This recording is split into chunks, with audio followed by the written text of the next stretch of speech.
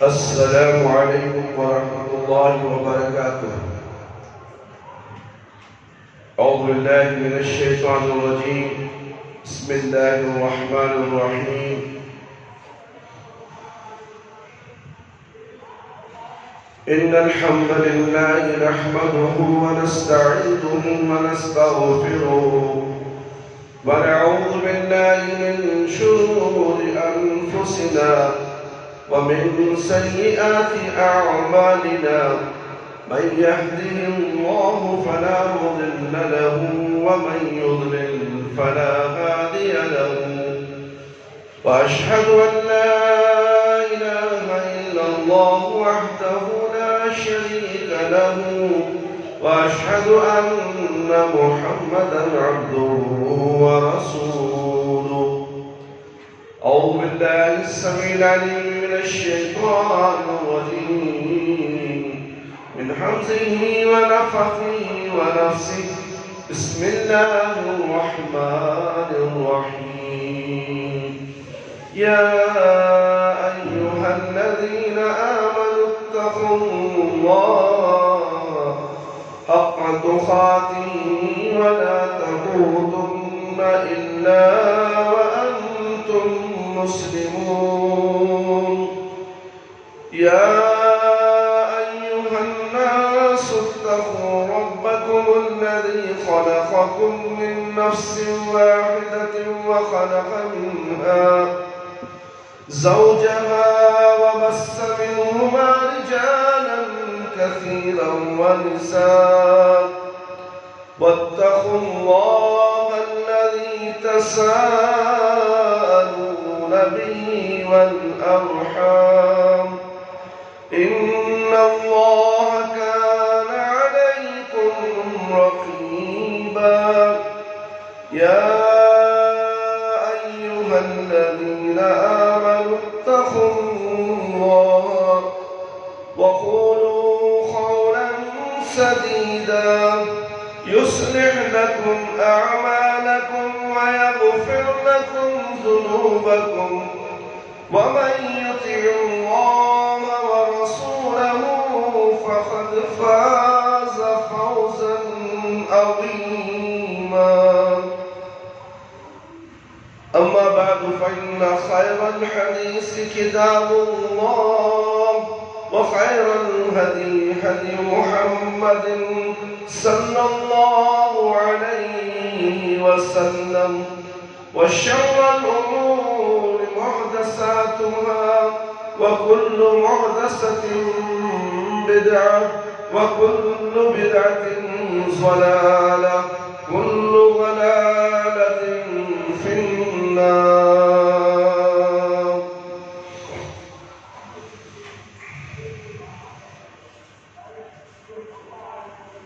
محترم دوستوں، بزرگوں، پیارے بچوں اور خواتین اسلام، فضول خرچی معاشرے کا ایک بوجھ ہے۔ اللہ عز و جل کا ارشاد گرامی ہے وَلَا تَجْعَلْ يَدَكَ مَغْلُولَةً إِلَّا أُنُخِكَ وَلَا تُبْسُطْهَا كُلَّ الْبَسْطِ فَتَقْعُدَ مَلُومًا مَحْسُورًا۔ سورہ اسراء آیت نمبر 20-9۔ اپنا ہاتھ اپنی گردن سے بندھا ہوا نہ رکھ اور نہ اسے بالکل ہی کھول دے کہ پھر ملامت کیا ہوا اور درماندہ بیٹھ جائے۔ اور دوسری جگہ اللہ رب العالمین ارشاد فرما رہے ہیں یا بنی آدم خذوا زینتکم عند کل مسجد وَكُلُوا وَاشْرَبُوا وَلَا تُسْرِفُوا إِنَّهُ لَا يُحِبُّ المسرفين۔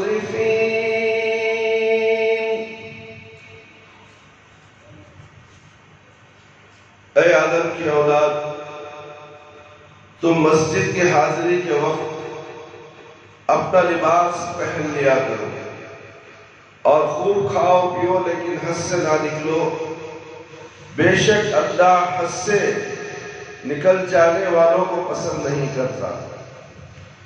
اور تیسری آیت میں اللہ رب العالمین فرما رہے ہیں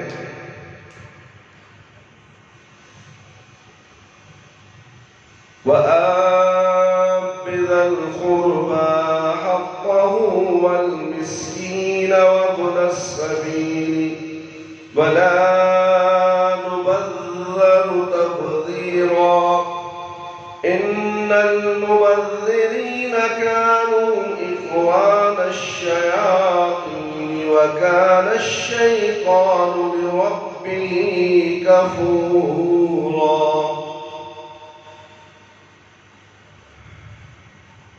اور رشتہ داروں، مسکینوں اور مسافروں کا حق ادا کرتے رہو اور اسراف اور بیجا خرچ سے بچو۔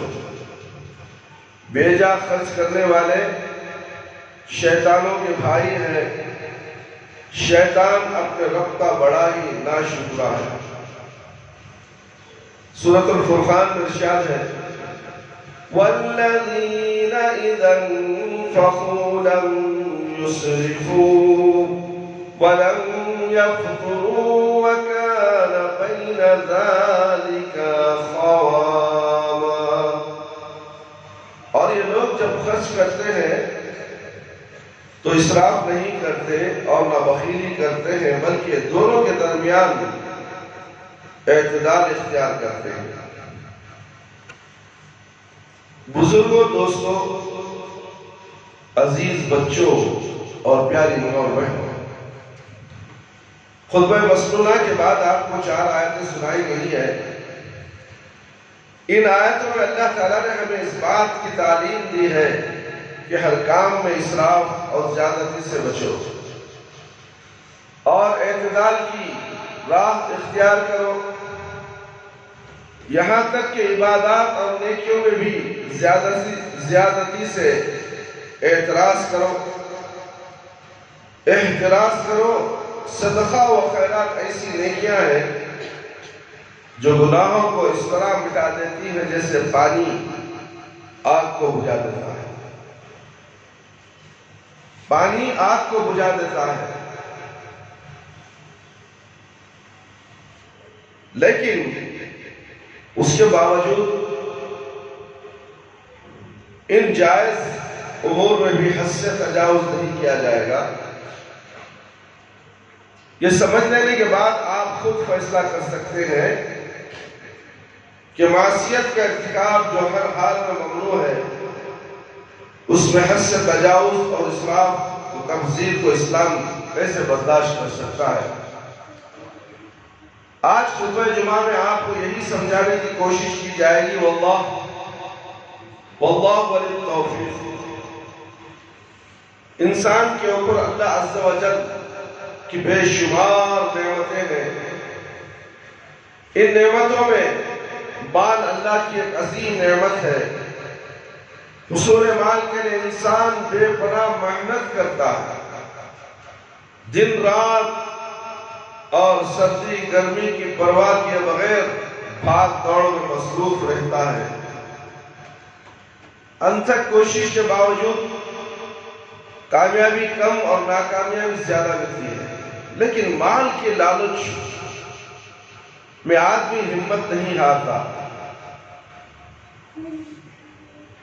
چاہتے سب ہے کہ ہم مالدار اور دولت مند ہو جائیں، لیکن کامیاب وہی ہوگا جسے اللہ چاہے۔ اللہ چاہے بغیر کوئی کامیاب نہیں ہوگا۔ کامیاب وہی ہوگا جسے اللہ رب العالمین چاہے، اس کی کائنات میں فیصلہ اسی کا چلے گا۔ یہ پوری کائنات اللہ رب العالمین کے حکم سے ٹکی ہوئی ہے۔ کسی منسٹر کے، کسی بادشاہ کے، کسی حکمران کے بلبوتے پر یہ کائنات ٹکی نہیں ہے۔ تو اللہ نے مہلت دی ہے حکمرانوں کو، بادشاہوں کو اور ذمہ داروں کو کہ تم حکومتیں چلاؤ مگر انصاف قائم کرو. مگر حکم چلے گا تو چلے گا کس کا؟ اللہ رب العالمین کا. اس کے علاوہ کسی کی قدرت نہیں ہے. ایک سو کا پتا بھی چھڑا کر دکھا دے. اس کائنات میں فیصلہ اسی کا چلے گا. معلوم ہوا کہ مال و دولت کا حصول اللہ کا فضل اور اس کی دین ہے، نہ کہ ہماری محنت، ہماری حکمت. اس کی اللہ تعالیٰ کی نعمت کی خود قدر کرنی چاہیے، کم ہو یا زیادہ، کم ہو یا زیادہ. اللہ کے رسول صلی اللہ علیہ وسلم کی ایک حدیث سماعت فرمائے اور عبرت حاصل کرے. یہ ایک وقت کا پیٹ بھر کھانا بھی اللہ کی عظیم نعمت ہے.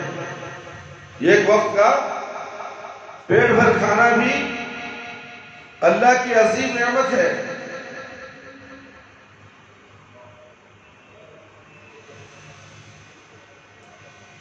اس کا شکر ادا کرنا، اللہ رب العالمین کا شکر ادا کرنا چاہیے کہ قیامت کے دن اس کا بھی سوال ہوگا. جو تمہیں نعمت دی جا رہی ہے کھانے پینے کے لیے، ایک ایک دانے کا حساب دینا پڑے گا. آپ سمجھتے ہیں آپ جائز چیزوں میں بھی اسراف کر دیں گے، کھانا پانی اٹھا کر پھینک دیں گے، جتنا ہوا لیا، باقی کا پھینکو، تھیلی میں ڈالو، باہر کچرے کی توٹی میں پھینکو. صبح ہی بلدیہ والا آئے گا، سیٹی مار کر پہلے کچرے میں ڈال دو رات کا بچا ہوا کھانا. بناتے ہی زیادہ کیوں ہے؟ معلوم ہے آپ کو گھر میں 4 افراد ہیں، 4 افراد کے لیے کتنا کھانا چاہیے اتنا ہی بنانا ہے. اس سے زیادہ کا دانہ جو اگر آپ اسراف کر دیں گے، ایک دانے کا حساب اللہ رب العالمین کے پاس قیامت کے دن دینا پڑے گا. بچو گے نہیں. جب حساب ہم دے نہیں سکتے تو اسراف کرنے کا حق کس نے دیا آپ کو؟ میرے بھائی میرے دوست، آئیے وہ حدیث سننے کی کوشش کریں گے. ابو ہریرہ رضی اللہ عنہ کہتے ہیں کہ ایک مرتبہ رسول اللہ صلی اللہ علیہ وسلم گھر سے نکلے، اتفاق سے 2 رکعت نماز پڑھ کر بیٹھ جاؤ. مسجد کا حق ہے، تحیت المسجد ہے. اللہ آپ کو نیک ہدایت دے، آپ کو جزائے خیر سے نوازے. چلیے بھائی، آپ ووٹ پڑھنے کے لیے نہیں آئے مسجد کے اندر، جمعہ ہے. اللہ اکبر. چلیے نماز پڑھیے 2 رکعت، تحیت المسجد، تحیت الوضو. نبی کریم صلی اللہ علیہ وسلم کی سنتوں میں سے ہے. اللہ آپ کو جزائے خیر سے نوازے، آمین یا رب العالمین. ابو ہریرہ رضی اللہ عنہ ایک مرتبہ رسول اللہ صلی اللہ علیہ وسلم گھر سے نکلے. اتفاق سے ابو بکر رضی اللہ عنہ اور عمر رضی اللہ عنہما سے فوراً ملاقات ہو گئی. آپ صلی اللہ علیہ وسلم نے ان سے پوچھا کیسے نکلے ہو؟ انہوں نے کہا بھوک سے بے قرار ہو کر نکلے ہیں. آپ صلی اللہ علیہ وسلم نے فرمایا میں بھی بھوکی کی وجہ سے نکلا ہوں. یہ سب لوگ ایک انصاری صحابی ابو الہیشم رضی اللہ عنہ کے گھر تشریف لائے. ابو الہیشم اس وقت پانی لینے باہر گئے ہوئے تھے. ان کی بیوی نے آپ صلی اللہ علیہ وسلم کو دیکھ کر خوش آمدید کہا. اتنے میں ابو الحشیم آ گئے. نبی کریم صلی اللہ علیہ وسلم اور ابو بکر اور عمر رضی اللہ عنہما کو دیکھ کر بے ہوش ہو گئے، بے حد خوش ہو گئے اور کہا آج میرے مہمانوں سے بہتر مہمان کوئی نہیں ہو سکتا. فوراً مختلف قسم کی کھجوریں لائے، ادھر ضیافت میں کھجور رکھی اور ادھر چھری دی. فوراً ایک ایک بکری ذبح کی، بوٹی بنی اور دیکھتے ہی دیکھتے گوشت پک کر تیار ہو گیا۔ سب لوگ کھجور اور گوشت کھا کر آسودہ ہو گئے۔ اس کے بعد نبی کریم صلی اللہ علیہ وسلم اور ابو بکر اور عمر رضی اللہ عنہما سے ارشاد فرماتے ہیں تم لوگ اپنے گھروں سے بھوکے نکلے تھے اور اب یہ کھانے کی نعمت پا کر واپس جا رہے ہو؟ یاد رکھو والذی نفسی بیدہ لتسألن عن هذا النعیم یوم القیامہ،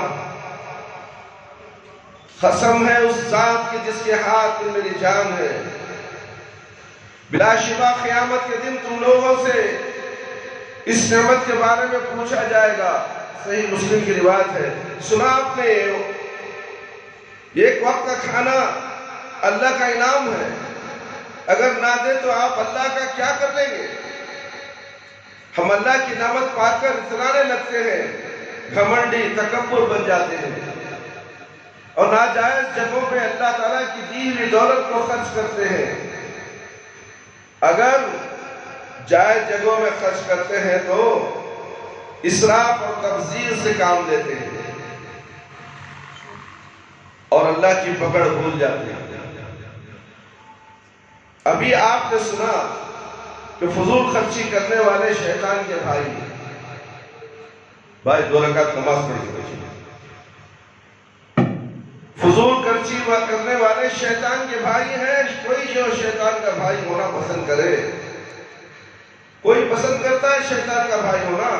ہرگز نہیں۔ ابھی آپ کو 4 آیتیں سنائی گئی ہیں، ان میں جائز اور مباح کاموں میں مال خرچ کرنے کا ذکر ہے، لیکن جائز جگہوں میں بھی اسراف اور تبذیر سے بچنے کا حکم ہے۔ لیجئے کچھ حدیثیں بھی استعمال فرمائے۔ نبی کریم صلی اللہ علیہ وسلم کا ارشاد گرامی ہے، کلوا واشربوا والبسوا وتصدقوا فی غیر اسراف ولا مخیلۃ، کھاؤ پیو پہنو اور صدقہ کرو لیکن اسراف اور تکبر سے دور رہو۔ عبداللہ بن عباس رضی اللہ عنہما فرماتے ہیں، کل ما شئت والبس ما شئت ما اخطأتک اثنتان صرف او مخیلۃ، جو چاہو کھاؤ جو چاہو پہنو بشرط یہ کہ حلال ہو، بشرط یہ کہ حلال ہو۔ جب تک 2 چیزیں تم سے دور ہیں، اسراف اور تکبر، اسراف اور تکبر دور ہونا چاہیے جائز مال کے خرچ کرنے میں۔ دونوں حدیثیں آپ کو صحیح بخاری کتاب اللباس کی شروع ہی میں مل جائیں گی۔ اللہ تعالیٰ نے کھانے پینے، اوڑھنے پہننے اور زیب و زینت کی جو چیزیں حلال کی ہیں ان کو استعمال کرنے میں ہمارے اوپر کوئی تنگی نہیں ہے۔ اپنے ذوق معیار، استطاعت اور ضرورت کے مطابق ضرورت زیادہ زندگی کو استعمال کرنے میں ہم آزاد ہیں۔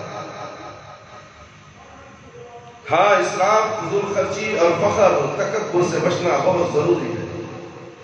کعب بن مالک رضی اللہ عنہ اللہ کے رسول صلی اللہ علیہ وسلم کے جلیل القدر صحابی ہیں، یہ غزوہ تبوک میں شریک نہیں ہوئے، اسے کہتے ہیں۔ سرنجش کے طور پر ان کا سماجی بائیکاٹ ہوا۔ 50 دن کے بعد اللہ تعالیٰ نے ان کی توبہ قبول کی۔ جب ان کی توبہ قبول ہوئی تو اللہ کے رسول صلی اللہ علیہ وسلم کی خدمت میں حاضر ہوئے۔ قبولیت توبہ کی خوشی میں رسول اللہ صلی اللہ علیہ وسلم سے کہتے ہیں، اللہ کے رسول میری توبہ کی قبولیت کا تقاضا ہے کہ میں اپنے کل مال سے دستبردار ہو جاؤں، اپنے پورے مال سے دستبردار ہو جاؤں، مجھے مال کی ضرورت نہیں ہے، آج مال لاؤ لاؤ لاؤ لاؤ۔ وہاں صحابی کیا بول رہے ہیں؟ اللہ ناراض ہو گئے، 50 دن تک توبہ قبول نہیں ہوئی۔ اللہ کے نبی صلی اللہ علیہ وسلم میری توبہ کی قبولیت کا تقاضا ہے کہ میں اپنے کل مال سے دستبردار ہو جاؤں، اس لیے میں اپنا کل مال اللہ اور اس کے رسول صلی اللہ علیہ وسلم کے حضور صدقہ کر دوں گا، صدقہ کر رہا ہوں۔ رسول اکرم صلی اللہ علیہ وسلم ان سے فرماتے ہیں، امسک علیک بعض مالک، اپنا کچھ مال روک لو. آپ جانتے ہیں صدقہ ایک عبادت ہے. قرآن اور حدیث مختلف ناحیوں سے صدقہ کرنے کی ترغیب دی گئی ہے، اور یہاں کعب بن مالک کو کل مال صدقہ کرنے سے روکا جا رہا ہے. کیوں؟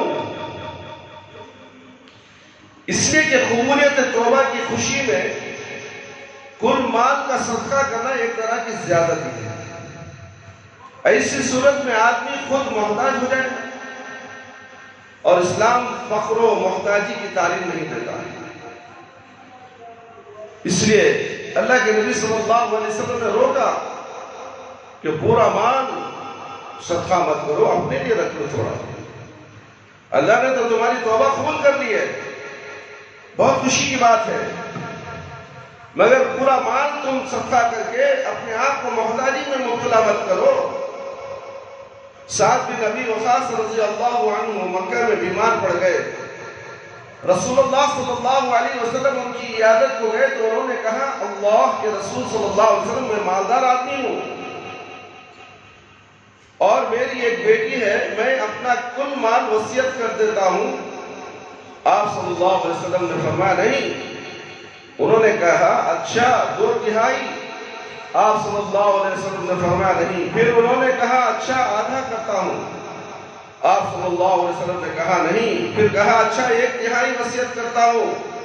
آپ صلی اللہ علیہ وسلم نے فرمایا 1/3 کر سکتے ہو، لیکن یہ بھی زیادہ ہے. صحیح بخاری وصایا.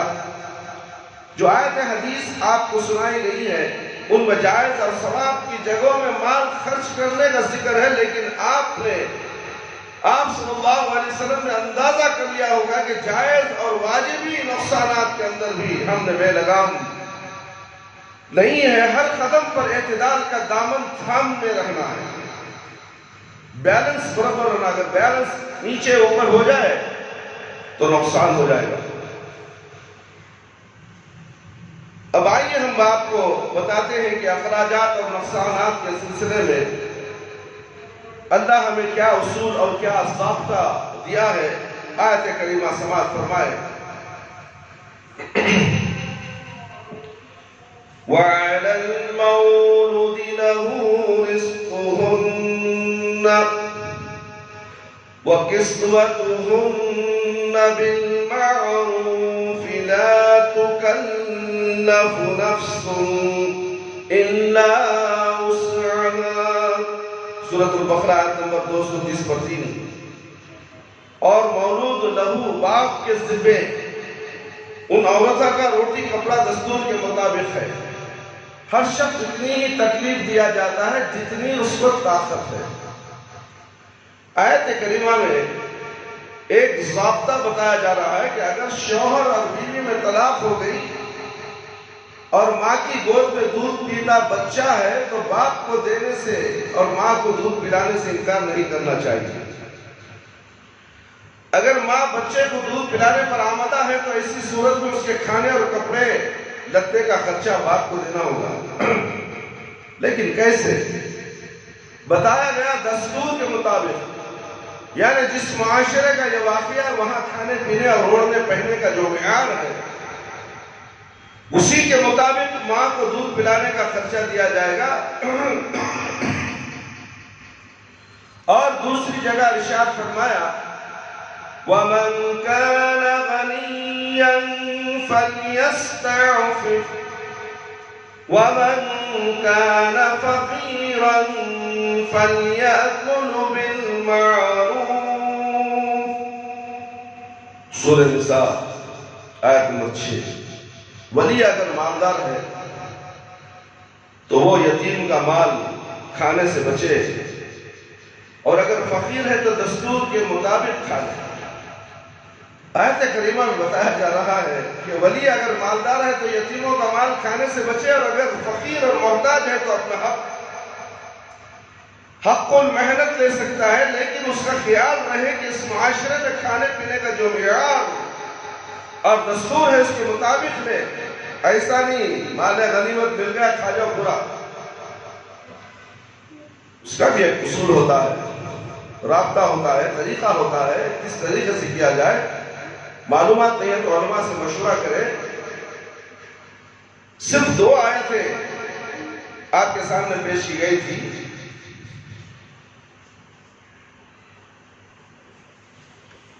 معاشرے میں اگر دال روٹی کھانے کا دستور ہے تو ولی کے لیے جائز نہیں ہے کہ مرغ اور مچھلی کھانا شروع کر دیں.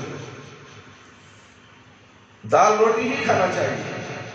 مال غنیمت یعنی کہ یتیم کا مال ہے، اب اس کا وارث جو ہے وہ غریب ہے تو اس حساب سے اس کے مال کا ذمہ دار ہے، اور اپنے لیے خرچ کے لیے جو دال روٹی ہے اسی کے حساب سے وہ خرچ کرے. صرف 2 آیتیں آپ کو سنائی گئی. ان کے علاوہ متعدد آیتیں ہیں جن میں دستور کے مطابق نان نفقے کا حکم دیا گیا. ان آیتوں اور حدیثوں کو پیش کر کے ہم یہ بتانا چاہتے ہیں کہ شریعت نے اخراجات میں اور نان نفقے میں عرف اور دستور کا لحاظ کیا ہے، خصوصاً ایسے اخراجات جو شخصی نہیں عوامی سطح پر ہے. مثلاً عقیقہ ہے، شادی ہے، ولیمہ ہے، مہر ہے. یہ ایسی چیزیں ہیں جو ہر فرد کی ضرورت ہے. اس لیے اگر اللہ تعالیٰ نے آپ کو کافی وسعت دی ہے تب بھی پورے معاشرے کو سامنے رکھ کر ہاتھ پاؤں پھیلائے.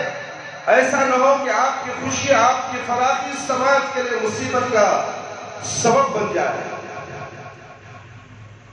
یہ واضح ہو جانے کے بعد کہ جائز اور مباح کاموں میں بھی اعتدال کی راہ اختیار کرنی چاہیے اور اسراف اور تبذیر سے بچنا چاہیے.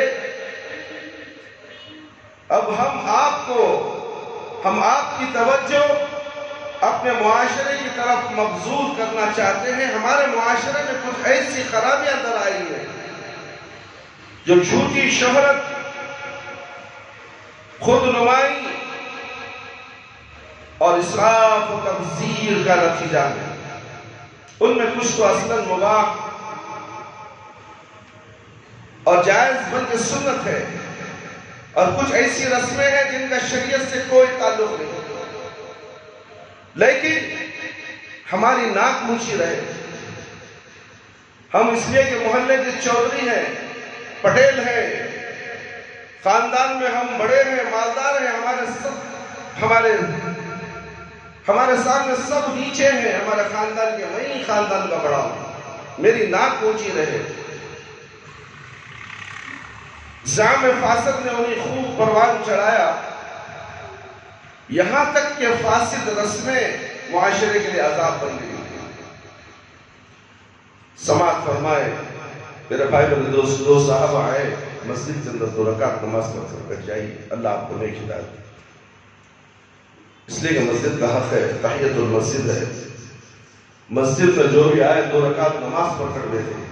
پیارے نبی صلی اللہ علیہ وسلم کی سنت ہے، اس کا خیال رکھنا ہمارا فرض ہے. شادی بیاہ میں کچھ ایسی رسمیں داخل ہو گئی ہیں جن کا شریعت سے کوئی تعلق نہیں. بارات بھی انہی رسموں میں سے ایک رسم ہے. بارات صرف ہندوؤں کی دخل اور تقلید ہے، یا اس کی کوئی اثر بھی ہے؟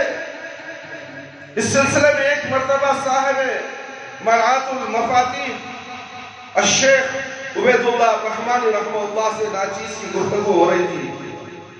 تو شیخ رحمہ اللہ نے فرمایا کہ بارات کی ابتدا اس طرح ہوئی ہوگی کہ شادی کے لیے رشتے دور دراز گاؤں دیہات اور قبیلوں میں طے ہوتے تھے. قدیم زمانے میں آمد و رفت اور سواریوں کا زیادہ انتظام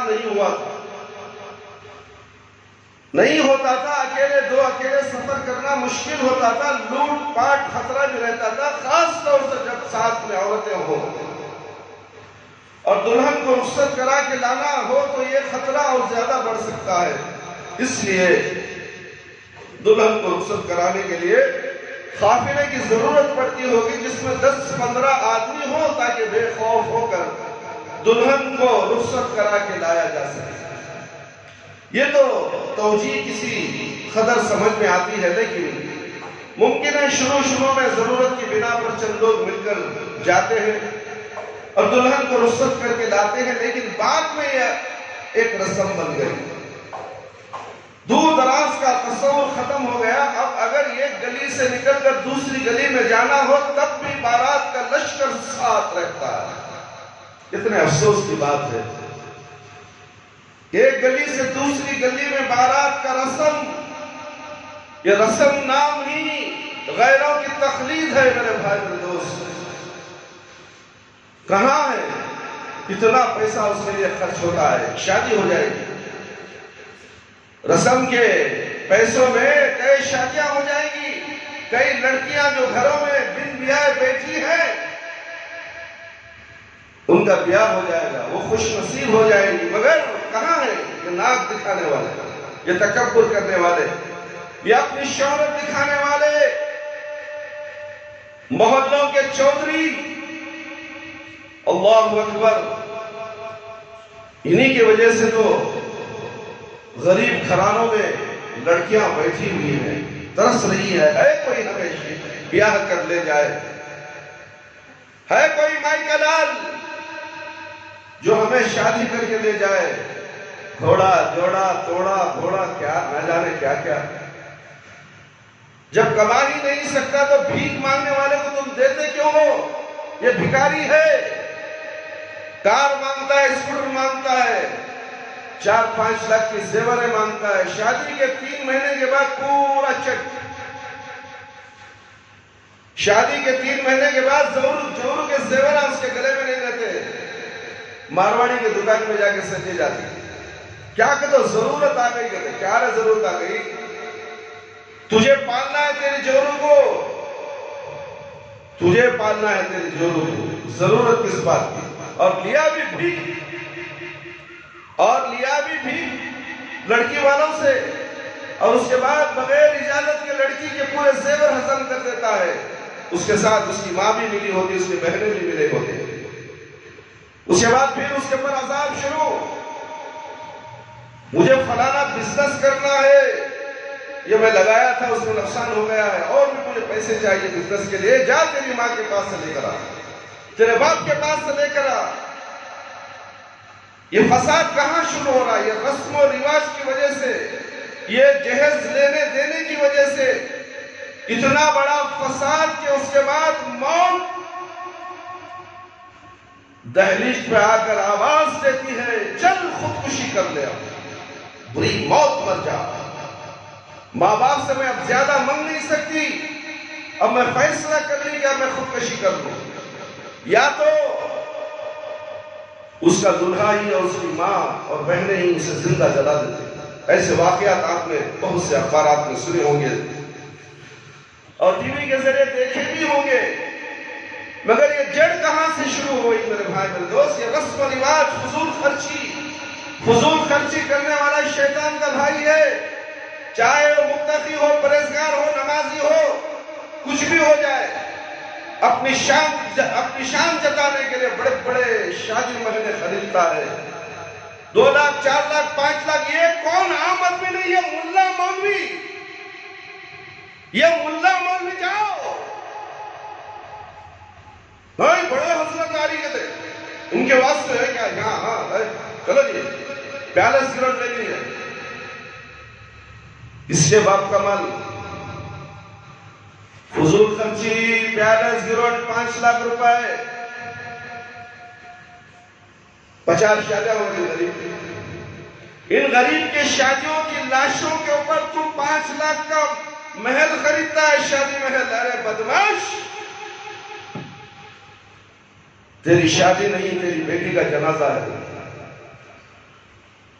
اللہ کے فرشتوں کی لعنت پڑ رہی ہے اس شادی پر جو فضول خرچی کے طور پر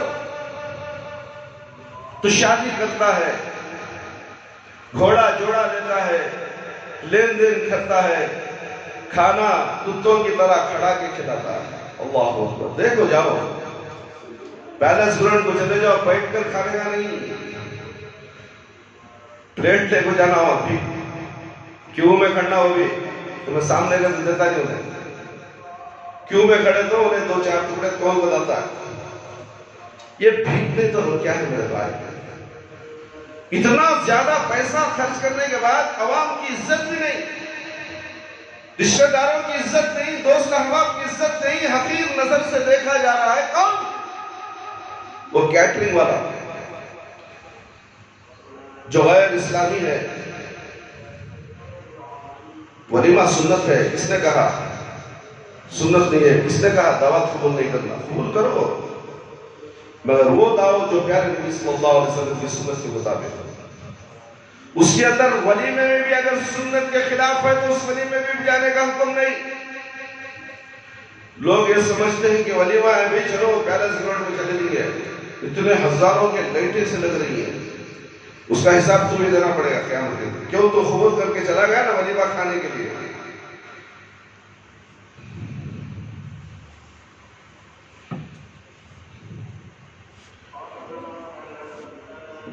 یہ توجہ کس قدر سمجھ میں نہیں آتی. ممکن ہے شروع میں ضرورت کی بنا پر چند لوگ مل کر جاتے اور دلہن کو رسم کرا کے جاتے، لیکن بعد میں یہ رسم بن گئی میرے بھائی بندوز. یہ رسم اب تک چلی جا رہی ہے اور یہ رسم اتنی زیادہ ہو گئی ہے کہ بات پر رسم.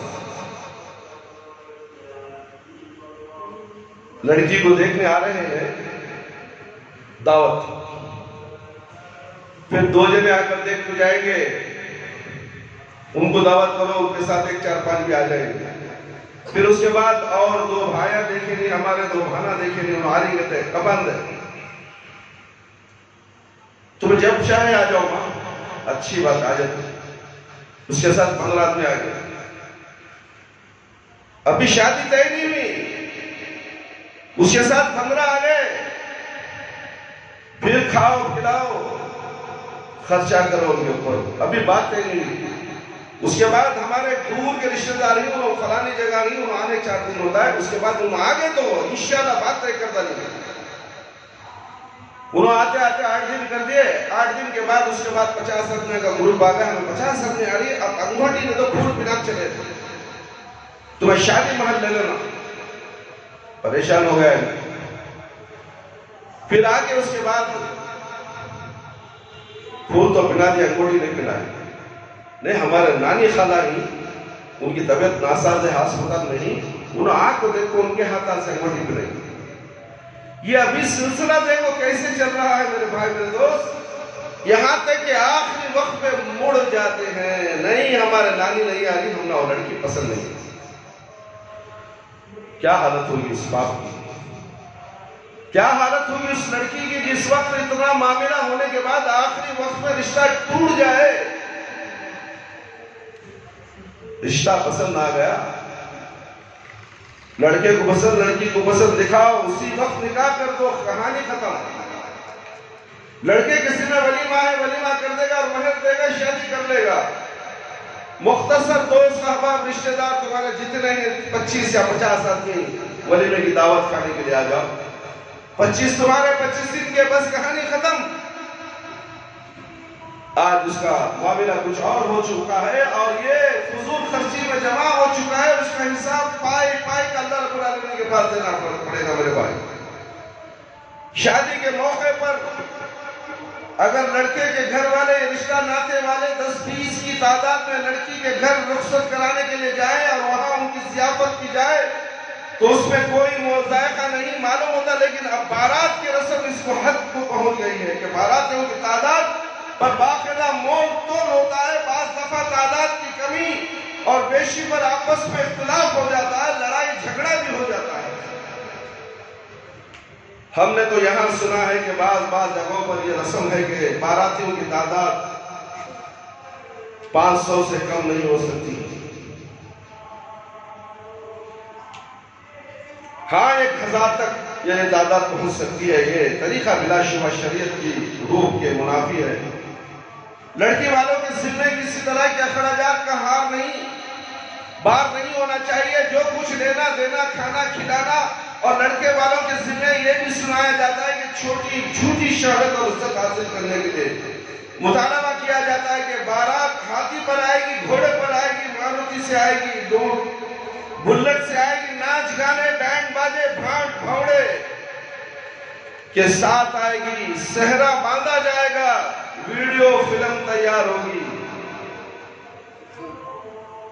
اور فائرنگ بھی ہوگی. خبروں کے مطابق ایسا بھی ہوا ہے کہ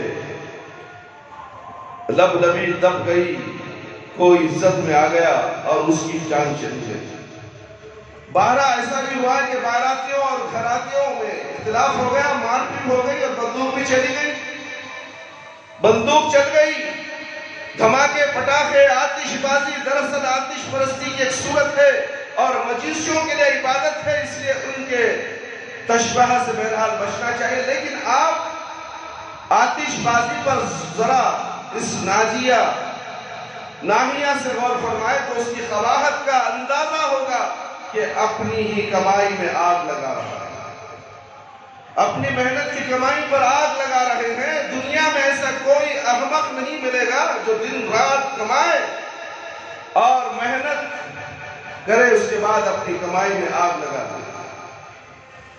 آتش بازی میں یہی ہوتا ہے، ہم نے دیکھا بھی ہے اور سنا بھی ہے، جب بارات کا لشکر دروازے پر آیا، اپنے ٹھکانے پر پہنچ گیا تو دھماکہ شروع ہو گیا، پٹاخوں کی چٹائی بنتی ہے تاکہ لگاتار مسلسل آدھے گھنٹے تک تڑ تڑا تڑ کی آواز آتی رہے اور دھماکے ہوتے رہے۔ کتنوں کی گفتگو میں خلل ہو رہا ہے، کتنے گھبرا رہے ہیں، کتنوں کی نماز خراب ہو رہی ہے۔ ان لوگوں کو کوئی فرق نہیں پڑتا، نماز ہوئی تو ہوئی، ہمارا بینڈ باجا ضرور بجنا، ہمارے قصیدے چلنا، ہمارے پٹاخے چلنا، ہمارے گھوڑے گھوڑیاں ناچنا۔ یہ بھی ایک قوم ہے جسے دیکھ کے شرمائے یہود۔ ان دیوانوں کو اس کی پرواہ نہیں ہے مسلمان میرے بھائیوں، اس سے بری فضول خرچی کی مثال اور کیا ہو سکتی ہے؟ ہزاروں روپے خرچ کرنے کے بعد بھی یہ پٹاخے خریدے جاتے ہیں، ان کی چٹائیاں بنتی ہیں، پھر انہیں اپنی گاڑی کمائی میں آگ لگا دی جاتی ہے۔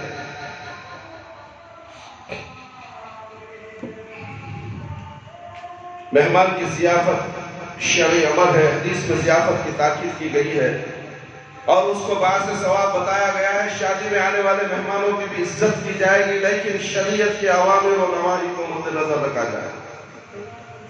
ایسا نہ ہو کہ خدم جاہ و شریعت سے بہت جائے اور بجائے ثواب کے یہی ضیافت عذاب بن جائے۔ بسوں اور گاڑیوں کے ذریعے سینکڑوں کی تعداد میں جب باراتی فوج دروازے پر پہنچتی ہے تو پہلے ناشتے کے نام پر ان کے پر تکلف ضیافت کی جاتی ہے، جس میں عمدہ سے عمدہ نو بنو شیرنیاں، نمکین، مشروبات، پھل فروٹ سے لے کر کاجو اور بادام اتنی وافر مقدار میں ہوتا ہے کہ کوڑے دان میں پھینکنا پڑتا ہے۔ ایک کا بچا ہوا دوسرا نہیں لے سکتا۔ کتنے ایسے اللہ کے بندے جنہیں رمضان میں بھی حریرہ بنانے کے لیے کاجو اور بادام نصیب نہیں ہوتا اور یہاں اس کا جھاڑو لگایا جاتا ہے۔ افسوس اور افسوس، یہ اللہ کی دی ہوئی نعمت کی اتنی بڑی ناقدری ہے کہ سن کر رونگٹے کھڑے ہو جاتے ہیں۔ میرے بھائی میرے دوست، کیا آپ کے بھی رونگٹے کھڑے ہوتے ہیں؟ کیا آپ اس کو کرتے ہوئے کسی کو دیکھتے ہو کہ آپ روکتے ہیں؟ برائی کو تو روکنا آپ کا فرض ہے، مگر ہم جا کر کھا کے آ جاتے ہیں، کھا کے پھینک کے بھی آ جائیں گے، یا ہمارا کیا جا رہا اس کے باپ کا جا رہا، چلو ہم نے کیا، اور تم اس فضول خرچی میں تم بھی شامل ہو۔ یاد رکھ لو، یہ تو بارات کا ناشتہ ہوا، کھانا دو قسم کا تیار کیا جائے گا، عام مدعوین کے لیے ایک الگ اور باراتیوں کے لیے الگ۔ عام مدعوین کے لیے بھی ایک ہے، ایک سے دو کا سالن ہو سکتا ہے، ضیافت میں کوئی کمی نہیں ہوتی، لیکن باراتیوں کے لیے مختلف آئٹم ہوتے ہیں اور ساتھ میں بطور تحفہ پھل فروٹ میوے جات بھی اتنی وافر مقدار میں ہوتے ہیں کہ کھانا جو ساری کمائی کا حاصل ہے اس کی ناقدری اور بے حرمتی ہونے لگتی ہے۔ آدمی اپنی وسعت اور طاقت کے مطابق چھوٹا یا بڑا ولیمہ کر سکتا ہے، کھانے میں کمی بیشی اونچا نیچا کر سکتا ہے، لیکن معاشرے کے دستور سے باہر نہیں نکلنا چاہیے۔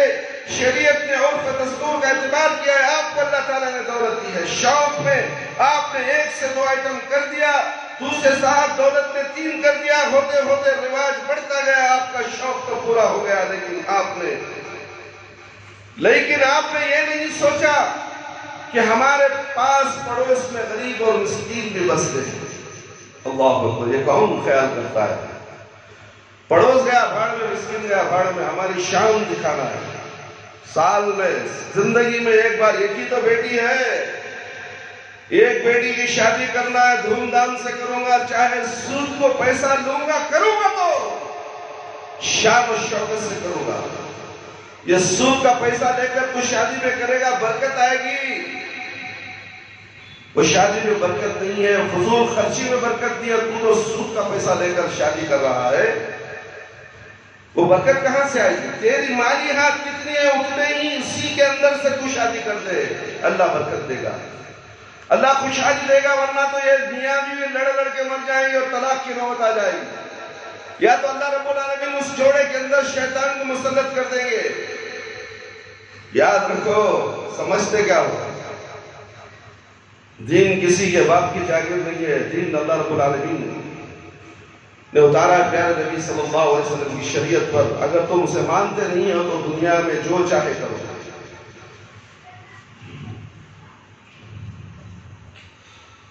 ہماری بارات اسی کے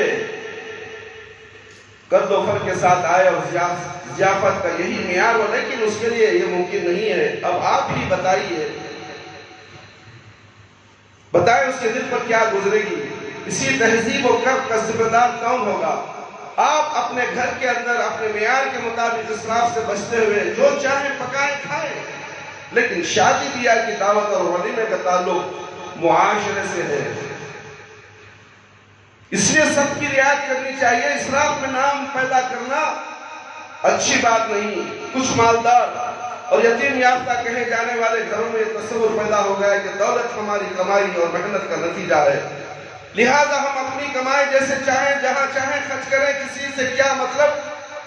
اس لیے قیام و طعام کے جھنجھٹوں سے بچنے کے لیے وہ مہنگے اور قیمتی ہوٹلوں کی خدمت حاصل کرتے ہیں، اور ان ہوٹلوں میں مہمانوں کا استقبال کرنے والی نوخیز لڑکیاں ہوتی ہیں، اوڑیاں کپڑے پہن کر معلومات اور مشروبات کو نیم برہنہ انداز میں وہی اپنے دست نازک سے پیش کرتی ہے۔ باراتیوں میں مختلف مزاج کے لوگ ہوتے ہیں، کتنوں کی نگاہیں شرم سے جھک جاتی ہیں اور کتنے ٹک ٹکی باندھ دیتے ہیں۔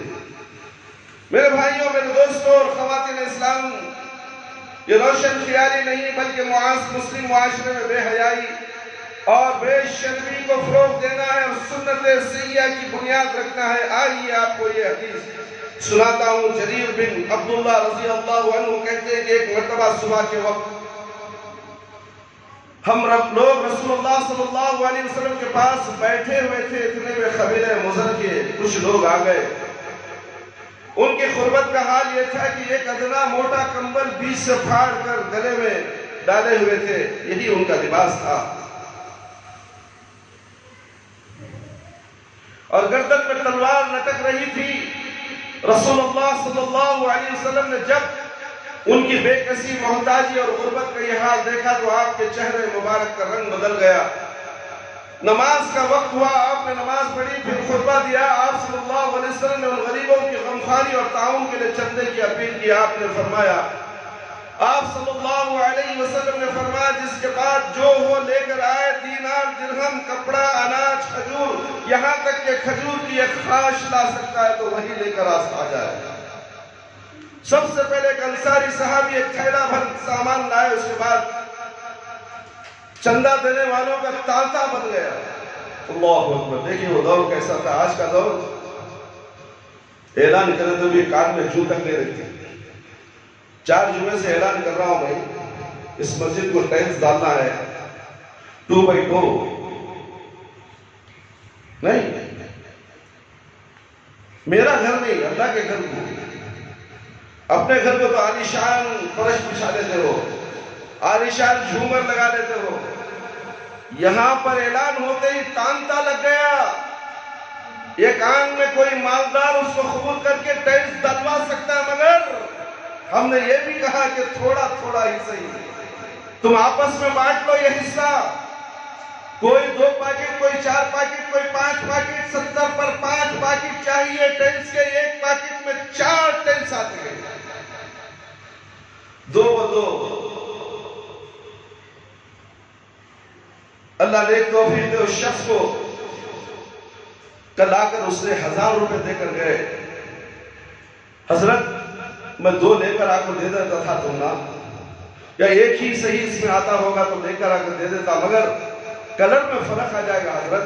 سب کے ساتھ اگر تمہیں پیسہ ایسا دو لا کر دیو کو اعلان کرے 2-4 جمعہ سے، میں سوچا کہ نہیں پیسہ دے ڈالیں گے حضرت کرے، حضرت تو ایماندار ہے، ممبر رسول پر اعلان کرتے ہیں، تو یہ کام بہتر ہے کہ میں پیسہ دے دوں اور بھی لوگ پیسہ جمع کریں گے، پورا جمع کرنے کے بعد ہول سیل میں لے لیں گے تو انشاءاللہ وہ کام اچھا ہوگا۔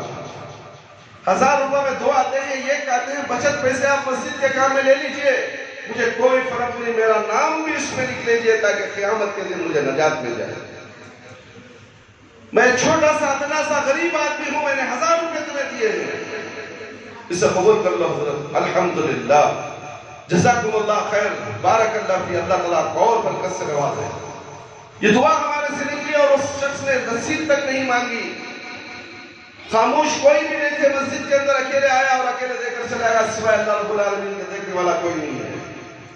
یہ دینا صدقہ ایسا ہے، قیامت کے دن اللہ تعالیٰ اسے عرش کے سائے کے نیچے جگہ دے گا۔ میرے بھائی، ہے کوئی قیامت کے دن عرش کے سائے کے نیچے جگہ دینے والا تمہارے؟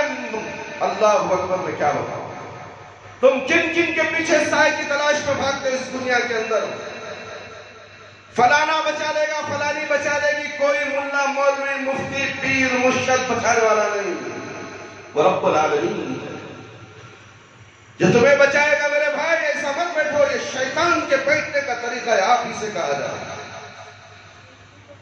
اللہ آپ کو نیک ہدایت دے۔ اعلان ہوتا ہے چندے کے تعلق سے، مگر جوں تک کانوں میں دیکھتی نہیں، اب خاموشی سے چلے جا۔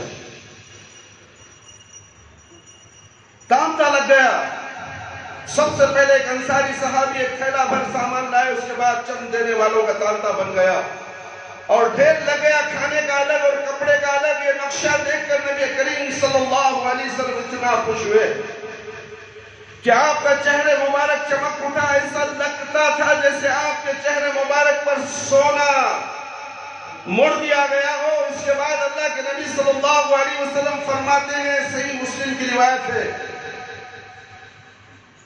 یعنی جس نے اسلام میں کوئی اچھا طریقہ کیا تو اس کو اس کا اجر ملے گا، اور جتنے لوگ اس کے بعد اس اچھے طریقے پر عمل کریں گے ان کا اجر بھی اس کو ملے گا، لیکن ان کے اجروں میں کوئی کمی نہیں کی جائے گی۔ اور جس کسی نے کوئی برا طریقہ ایجاد کیا تو اس کے اپنے گناہ کا بوجھ ہوگا، پھر ان تمام لوگوں کے گناہوں کا بوجھ ہوگا جو اس کے بعد اس غلط طریقے پر عمل کریں گے، اس کے گناہ کے بوجھ میں کوئی کمی نہیں کی جائے گی۔ میرے بھائی، میرے دوست، یہ تمام چیزیں ہم قرآن اور حدیث کا مطالعہ کریں گے تو ہر چیز کا علم ہمیں ہوگا۔ ہم سب سے پہلے تو قرآن اور حدیث سے بہت دور ہو چکے ہیں، ہم کہانیاں، قصے، جھوٹے بن گھڑت موضوع احادیث، ضعیف احادیث کے پیچھے ہم پڑے ہوئے، ملا مفتیوں کے پیچھے لگ گئے۔ ہم نے جو کہا وہی سچ ہے، تم ہماری بات مانو، ہمارے پیچھے آؤ، ہم قیامت کے دن بچا لیں گے۔ نہیں، 1,24,000 پیغمبر نہیں بچا سکے تو تمہارا ملا اور پیر مرشد کیسے بچائے؟ ہر پیغمبر پریشان، ہمارے ہاتھ سے کچھ نہیں ہوتا، ہمارے سے بھی گناہ ہوگا، جاؤ فلانے کے پاس، فلانے کے پاس، فلانے کے پاس۔ پورے لوگ جائیں گے واپس، آخری میں پیارے نبی صلی اللہ علیہ وسلم کے پاس آئیں گے اور آپ سے سفارش کی جائے گی۔ آپ سفارش کریں گے کن کے لیے؟ جو دنیا میں اللہ کے نبی صلی اللہ علیہ وسلم کی اطاعت و فرما برداری میں زندگی گزارے، ان لوگوں کی سفارش کریں گے۔ سفارش میں کیا کہا جائے گا؟ اللہ ان کا حساب لے لے، جنت کو بھیج دے، نہیں، ان کا حساب لے لے۔ حساب کیسا ہوگا، کیا ہوگا، یہ اللہ رب العالمین ہی جانتا ہے۔ اس لیے ہمیں چاہیے کہ ہمیں اس دنیا کے اندر ہم نے اللہ بھیجا ہے، ہم امتحان کی گھڑی میں مبتلا ہو چکے ہیں، آزمائش میں مبتلا ہو چکے ہیں، اور ہمیں آخرت کی تیاری کرنی ہے۔ مرنا تو ہے ہی، کسی کو مرنا ہے، کیا یہ دولت لے کے مرے گا، یہ محل لے کے جائے گا؟ خبر میں جگہ ہے کیا؟ خبر کے اندر تجوری ہے یا بینک بیلنس رکھنے کی جگہ ہے؟ خالی ہاتھ آیا تھا اور خالی ہاتھ جانا پڑے گا، اور جائیں گے تو تمہارے اعمال تمہارے ساتھ جائیں گے جو تم نے اس دنیا میں کمائے ہیں، وہ بھی پیارے نبی صلی اللہ علیہ وسلم کی سنت کے مطابق، اللہ رب العالمین کے احکامات کے اوامر و احکام کے مطابق۔ اگر اس میں بھی گڑبڑ ہے تو وہ بھی تمہارے اعمال برباد ہو گئے۔ سنت حسنہ یا سنت سیئہ، حدیث کا مطلب واضح ہے، ایک ہے سنت حسنہ اور ایک ہے سنت سیئہ۔ جس نے سماج اور معاشرے میں کوئی نیکی کا طریقہ جاری کیا تو اس کو اس کی نیکی کا ثواب ملے گا ہی، بعد میں جتنے لوگ اس نیک راستے پر چلیں گے اس کو ان کا ثواب دے کر اتنا ہی ثواب اس سے پہلے شخص کو دیا جائے گا جس نے اس کی نیکی کو بنیاد رکھی ہے۔ اسی طرح اگر معاشرے میں کوئی برائی یا کوئی غلط رسم رواج نہیں تھے، لیکن کسی نے اپنی شہرت، نام و نمود اور اپنی شان بان کے لیے کوئی غلط رسم جاری کر دی تو اس کا گناہ تو اس کو ملے گا نہیں، بعد میں جتنے لوگ اس غلط گناہ پر برے طریقے پر چلیں گے سب کو ان کا گناہ دے کر اتنا ہی گناہ اس سے پہلے شخص کو دیا جائے گا جس نے اس غلط رسم کو جاری کیا تھا۔ میرے بھائیوں، میرے دوستوں، بزرگوں، ساتھیوں، میری پیاری ماں اور بہنوں، قرآن پاک میں اللہ تعالیٰ نے اپنے نبی کے اوصاف صلی اللہ علیہ وسلم نے ایک وصف یہ بھی بتایا ہے، وَيَضَعُ عَنْهُمْ إِصْرَهُمْ وَأَغْلَالَ الَّتِي كَانَتْ عَلَيْهِمْ، اور لوگوں پر جو بوجھ اور توق ہے ان کو وہ نبی دور کرتے ہیں۔ یعنی مرنے جینے، شادی بیاہ، خوشی غم میں، قوم کے اندر جو رسم و رواج لوگوں کی گردن کا بوجھ اور گلے کی پھانسی بنے ہوتے ہیں، نبی کریم صلی اللہ علیہ وسلم ان کو توڑتے اور دور کرتے ہیں اور قوم کے بوجھ کو ہلکا کرتے ہیں۔ آپ نے ایسا کر کے دکھایا ہے، چنانچہ صرف اسلام لانے پر، قرآن کریم کی چند سورتیں یاد کرانے پر آپ نے شادیاں کر دی۔ سنا آپ نے، قرآن یاد کر کے، قرآن یاد کرانے پر شادی ہو گئی۔ یہاں گھوڑا بھی ہونا، جوڑا بھی ہونا۔ مہر دیتا اس کیا خرض ہے؟ خرض مہر لکھتا کہتے بڑے زور سے بلو ہوئے 5 لاکھ روپے، 50,000، 500، ایک دیتا نہیں انہیں، لوگوں میں دکھانے کے لیے مہر لکھ دیتا ہے، اور گھوڑا جوڑا بڑے زور سے لیتا ہے، تن تنا کر لیتا ہے گھوڑے کے پیسے، جوڑے کے پیسے۔ پھر اس کے بعد مالدار جو سود خور ہوتا ہے اس کے تجوری کی زینت بن جاتے ہیں زیور لینے جا کر مارواڑی کو بیچ دیتا ہے، کیا کہتا ضرورت آ گئی، ارے بھکاری کیا تو مہر ادا کریا؟ مہر تو ادا نہیں کر سکا، ابھی تو یہ تیری بیوی تیرے لیے حلال نہیں ہوئی، مہر تو اسی وقت دینا ہے جس وقت تو نے نکاح کیا، قبول کیا۔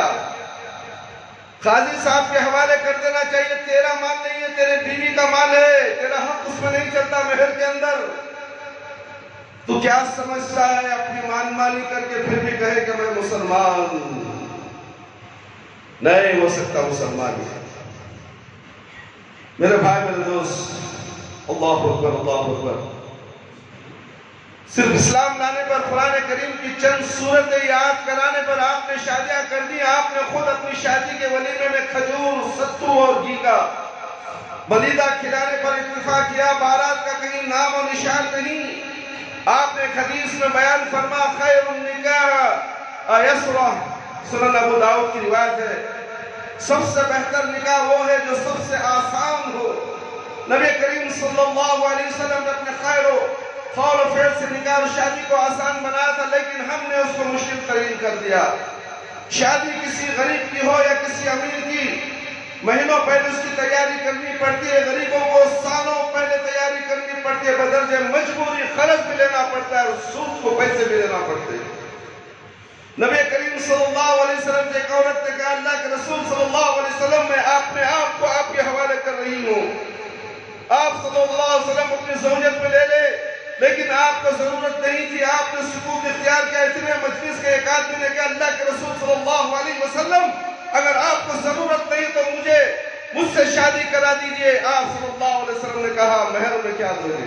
اللہ اکبر، دیکھیں فوراً سوال ہو رہا ہے مہر میں کیا دو گے؟ ہم یہاں مہر سے چوری کرتے ہیں، شان جھوٹی چوری کے پاس سے پیسہ لے شادی کرتا ہے، بے شرم۔ جوروں کے پیسے میں اترانے والا کبھی کامیاب نہیں ہوتا، وہ شادی کبھی کامیاب نہیں، اس شادی میں برکت نہیں۔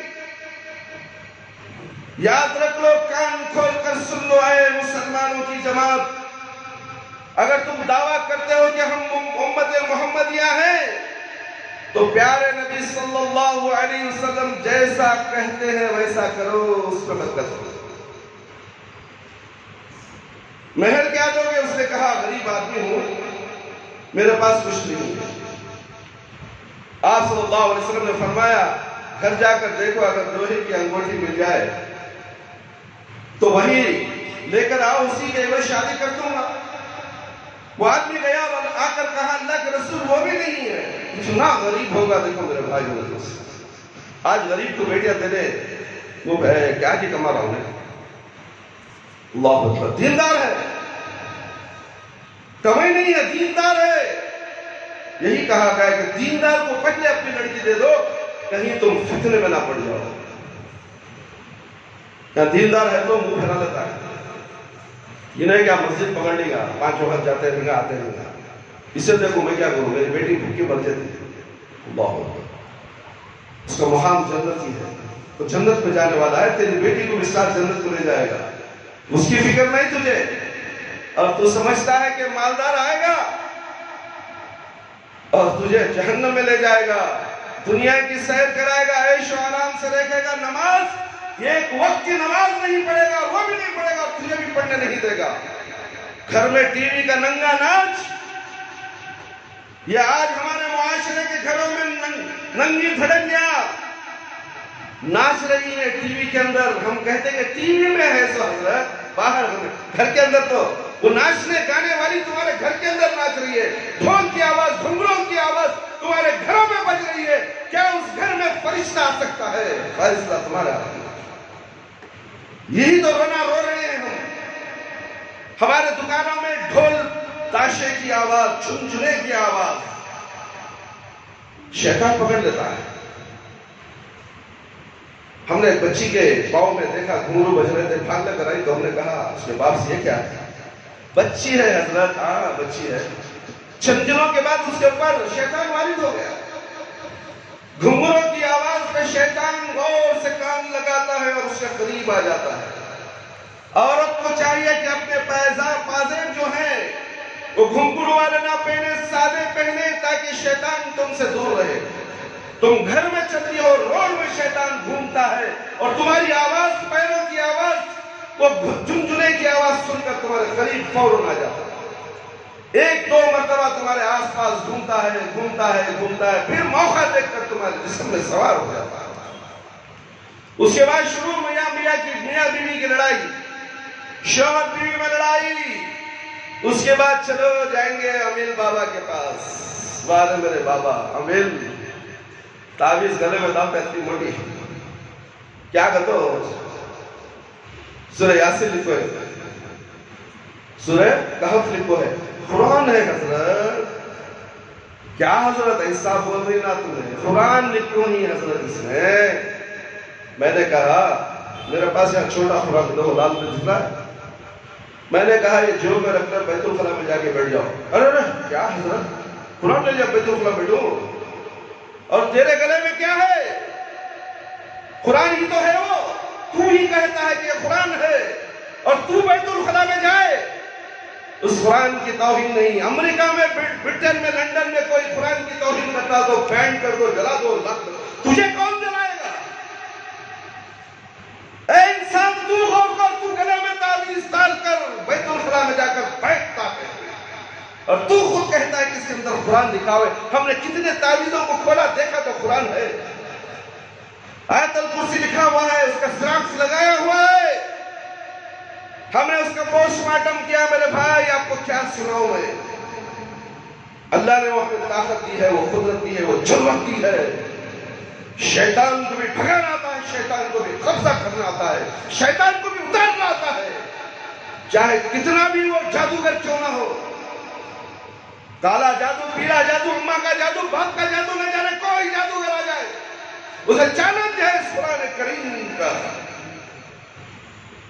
ہمارے اوپر حملہ کر کے دکھائے، انشاءاللہ ہمارا چیلنج ہے، وہ حملہ نہیں کر سکتا، خود دم دبا کے بھاگے گا، تعویذ نہیں بچا سکے، وہ انگوٹھی بھی نہیں ہے میرے پاس، اللہ اکبر، اللہ کے رسول وہ بھی نہیں ہے، صرف یہی ایک چادر ہے جو میرے جسم پر ہے، اسی میں سے آدھی پھاڑ کر اس کو دے دیں۔ اللہ اکبر، دیکھیں آدھی پھاڑ کر دے دو، کسے؟ مہر۔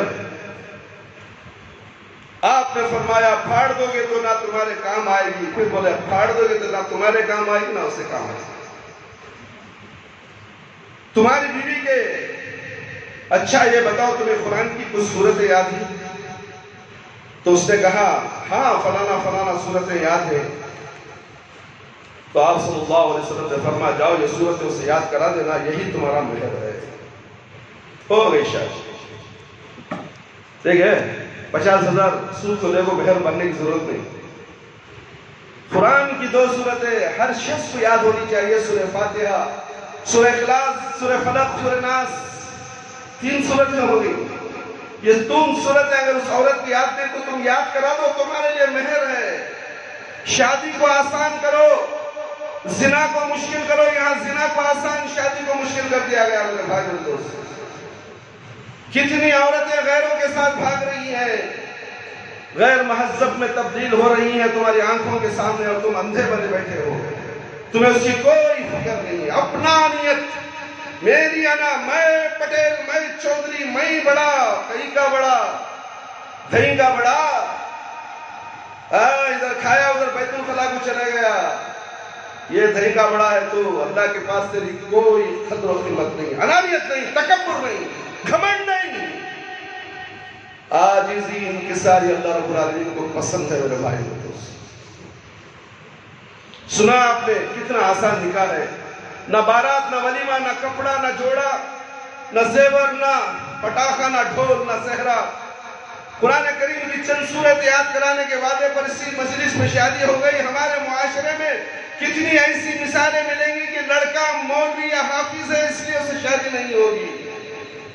اسلام کی تعلیمات کا اگر آپ رسم و رواج کی بندش سے اوپر اٹھ کر سچائی کا مطالبہ کریں گے تو آپ کو معلوم ہوگا کہ شادی بیاہ اور مرگ و وفات کے مسئلے کو اسلام نے نہایت آسان اور سستا بنا کر پیش کیا ہے، لیکن ہماری جاہلانہ رسومات اور اسلام بیزاری نے انہی دونوں مسئلوں کو سب سے اہم اور مشکل بنا دیا۔ لڑکا ہو یا لڑکی، پیدا ہونے کے ساتھ بیجا تکلفات شروع ہو جاتے ہیں، عقیقہ، ختنہ، شرعی چیزیں، لیکن ان میں بھی کپڑے جوڑے کا اہتمام، کارڈ، لمبی لمبی دعوتوں کا انتظام، بچے قرآن ختم کرے تو سند فراغت حاصل کرے تو مکان یا دکان کا افتتاح ہو تو حج یا عمرے کا سفر ہو تو رشتے کی منگنی اور پکی ہو، تب بھی سب بھی خوشی کے موقع پر رسم و رواج ہی رسم و رواج ہے۔ لیکن تکلفات اتنے بڑھ گئے ہیں کہ یہ خوشی معاشرے کا بوجھ بن گئی۔ جریر بن عبداللہ رضی اللہ عنہ کی حدیث ہے، من سن فی الاسلام سنت حسنتا، آپ کو پہلے سنائی جا چکے، کسی روشنی میں ہم یہ کہنا چاہیں گے کہ کسی گاؤں اور سماج میں اگر بارات کی بینڈ باجے کی، آتش بازی کی، منہ دکھائی کی، نیوتے کی، جہیز کی، تلک کی رسم نہیں تھی، مگر کسی دولت مند نے اپنی دولت کا سہارا لے کر اس طرح کے رسم کو جاری کر دیا، بعد میں وہ رسم چل پڑی اور لوگ اس پر عمل کرنے لگے اور اس نے ایک سنت سیاح کو جاری کیا، اس کا گناہ تو اس کو ملے گا۔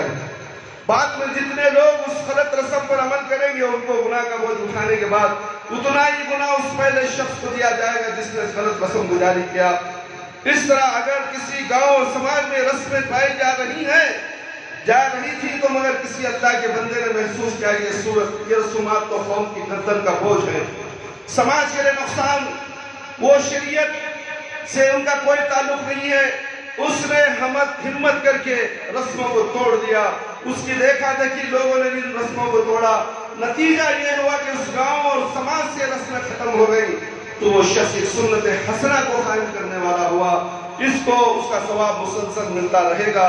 اب آپ خود فیصلہ کریں، ہم سنت حسنہ کے قائم کرنے والے بنے یا سنت سیئہ کے قائم کرنے والے بنے، اس لیے فیصلہ آپ پر چھوڑتا ہوں۔ انشاءاللہ اور بھی بہت سی باتیں ہیں، آپ آئندہ جمعہ آپ کے سامنے پیش کی جائیں گی۔ اللہ رب العالمین سے دعا ہے کہ اللہ تعالی ہم سب کو دنیاوی رسم و رواج سے، غیر قوموں سے جو رسم و رواج ہمارے مسلم معاشرے میں آ چکی ہیں، اللہ تعالیٰ ان کو ہم سے دور فرمائے۔ ہم شادی بیاہ میں فضول خرچی ہرگز نہ کریں میرے بھائی۔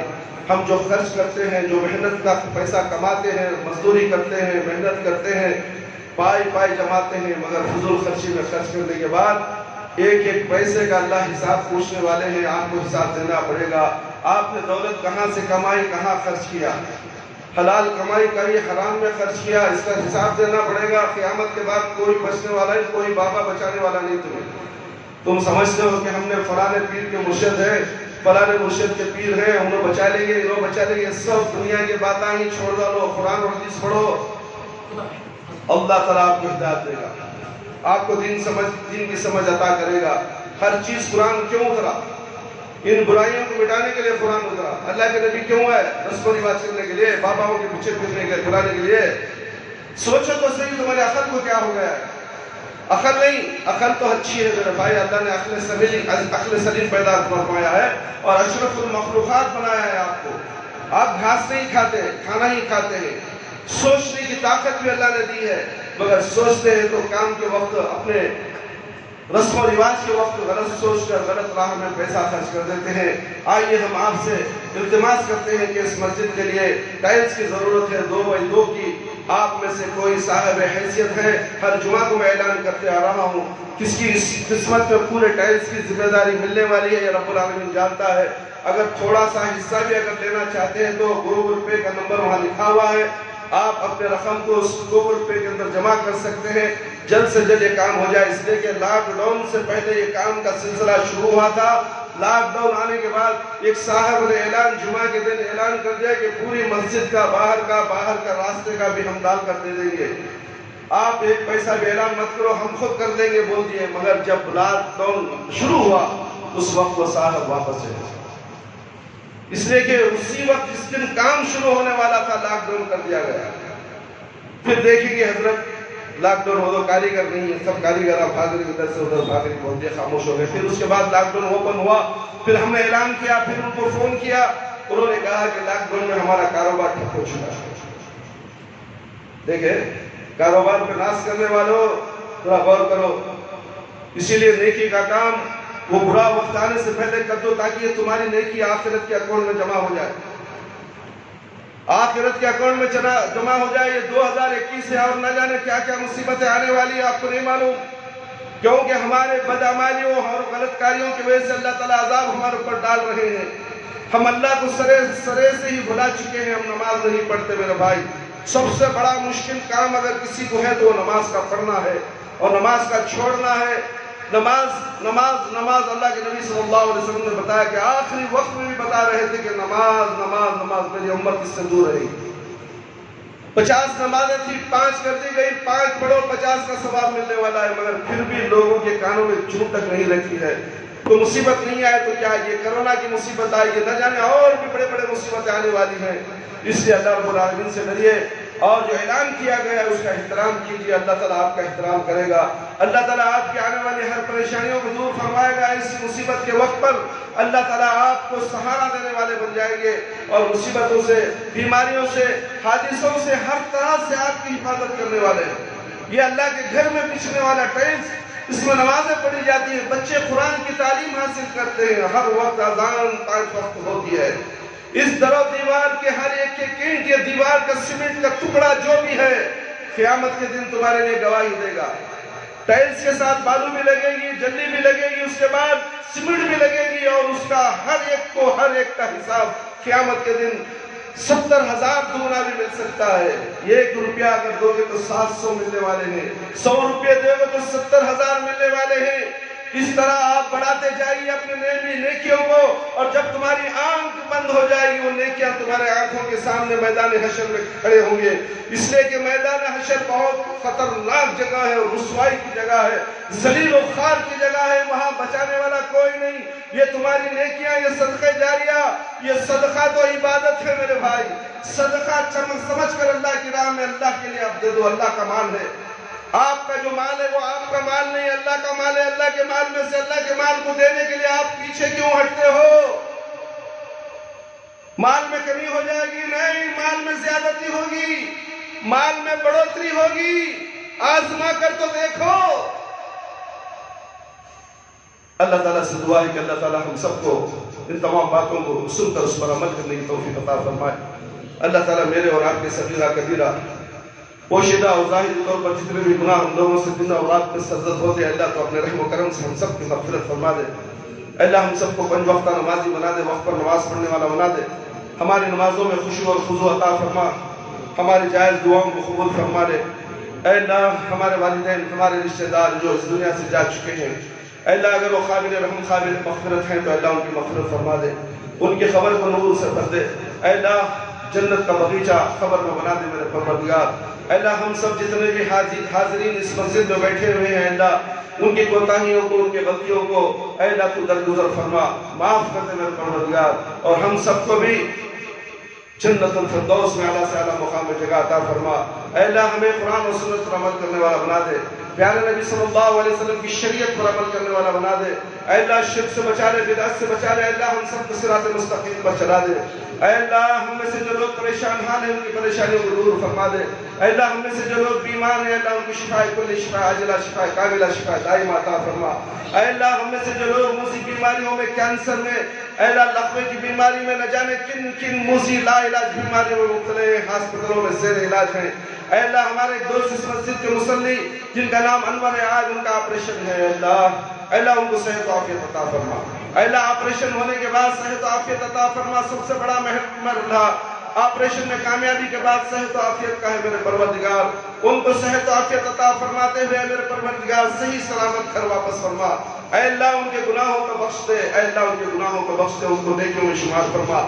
اے اللہ تمام سے درخواست کی جاتی ہے کہ انور بھائی کے لیے آپ نے دعا کریں۔ آج ان کا آپریشن تھا الامین ہاسپٹل کے اندر، آج ہو چکا ہوگا یا ہو گیا ہے، ہو گیا ہو تو صحت یابی کے لیے دعا کیجئے۔ اللہ تعالیٰ آپ کو جیسا موقع دے گا تو کسی مسجد کے اندر آپ کے لیے بھی دعا کی جائے گی۔ اللہ تعالیٰ سب کی دعائیں آپ کی صحت و عافیت کے لیے قبول فرمائے گا۔ اس لیے کسی بندے کی عرضی ہے تو وہ سمجھ لے کہ ہماری ہی عرضی ہے، ہمارے لیے ہی وہ دعائیں ہیں، اس لیے ہم دعاؤں کو رد نہ کریں۔ دعاؤں کو قبول کرنے والا اللہ ہے، دعاؤں کو پسند کرنے والا اللہ ہے، دعا دین کا مغز ہے میرے بھائی میرے دوست۔ اس لیے اللہ رب العالمین سے دعا ہے کہ اللہ تعالیٰ انہیں صحت و عافیت عطا فرمائے۔ اللہ سے دعا کرتے ہیں کہ اللہ تعالیٰ ہمیں قبر کے عذاب سے بچا لے، جہنم کی آگ سے بچا لے، قبر کے سوالات بالکل آسان فرما دے، قبر کی تاریکی کو روشنی بدل دے، میدان حشر میں رسوائی سے بچا لے۔ اے اللہ ہمیں موت دے تو ایمان کی حالت میں موت دے، جب ہماری روح ہمارے جسم سے نکلے تو اللہ ہماری زبان پر کلمہ لا الہ الا اللہ محمد رسول اللہ جاری رہے۔ ربنا آتنا فی الدنیا حسنة وفی الآخرة حسنة وقنا عذاب النار۔ ربنا ظلمنا انفسنا وان لم تغفر لنا وترحمنا لنكونن من الخاسرين۔ ربنا تقبل منا انك انت السميع العليم وتب علينا انك انت التواب الرحيم۔ سبحان ربك رب العزة عما يصفون وسلام على المرسلين والحمد لله رب العالمين۔ يا حي يا قيوم برحمتك استغيث۔